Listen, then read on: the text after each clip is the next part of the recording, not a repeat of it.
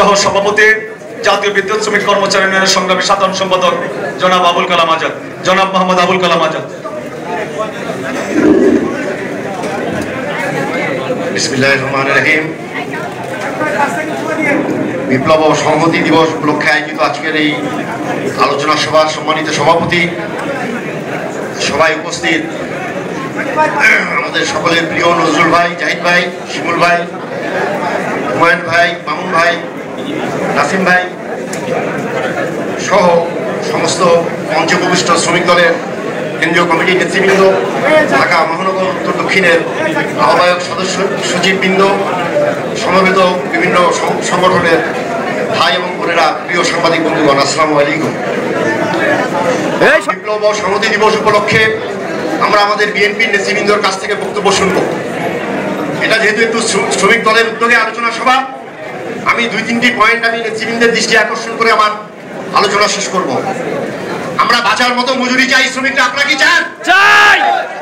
আমি প্রস্তাব করতে চাই বাঁচার মতো মজুরির জন্য দৈনিক 2000 টাকা মজুরি নির্ধারণ করার ব্যবস্থা করা হোক। আমরা জানি আগামী দিনে জাতীয় নির্বাচনে নিরপেক্ষ নির্বাচন হলে আজকে মঞ্চে যারা উপস্থিত রয়েছেন তারা অনেকে এই সরকারের অংশ হিসেবে কাজ করবেন। এই কারণে এই বিষয়টা আমি আপনাদের দৃষ্টি আকর্ষণ করছি। আমরা নিরাপদ কর্মক্ষেত্র চাই এবং দুর্নীতিতে বাংলাদেশ মোট 5 বার চ্যাম্পিয়ন হয়েছে। আমরা দুর্নীতি মুক্ত একটি রাষ্ট্রীয় শাসন ব্যবস্থা চাই। সরকার আলাদা, রাষ্ট্র আলাদা। আমরা একটি ওয়েলফেয়ার স্টেট হিসেবে যাতে বাংলাদেশ প্রতিষ্ঠিত হয় সেই ব্যবস্থাপনা চাই। আমরা সর্বনিম্ন জাতীয় মজুরি একটা আইন চাই। আপনারা কি চান? আওয়াজে তো মনে হয় না। চান কিনা আপনারা?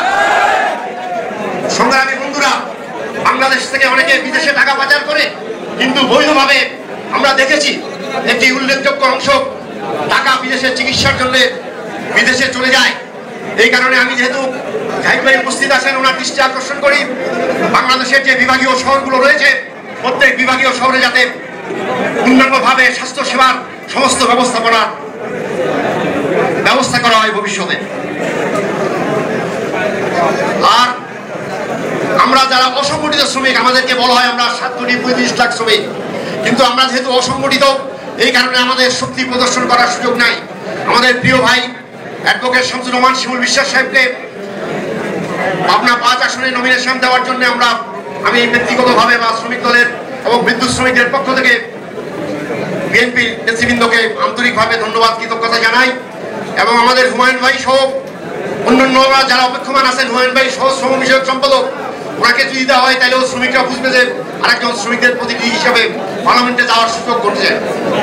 আগামী দিনে আমরা ঐক্যবদ্ধভাবে দল থেকে যে প্রার্থীকে ধানের শীষ মার্কা দেওয়া হয়েছে সবাইকে বিজয়ী করার জন্য যার যার অবস্থান থেকে আমরা সংগঠিতভাবে কাজ করার অনুরোধ এবং আহ্বান জানিয়ে আমার সংক্ষিপ্ত আলোচনা শেষ করলাম। আল্লাহ হাফেজ। বাংলাদেশ জিন্দাবাদ। বাংলাদেশ জাতীয়তাবাদী শ্রমিক দল জিন্দাবাদ। দেশনেত্রী আমাদের মা বেগম খালেদা জিয়া সুস্থভাবে দীর্ঘজীবী হন। আমাদের আগামী দিনের নেতা এবং বর্তমান নেতা জনাব তারেক রহমান জিন্দাবাদ।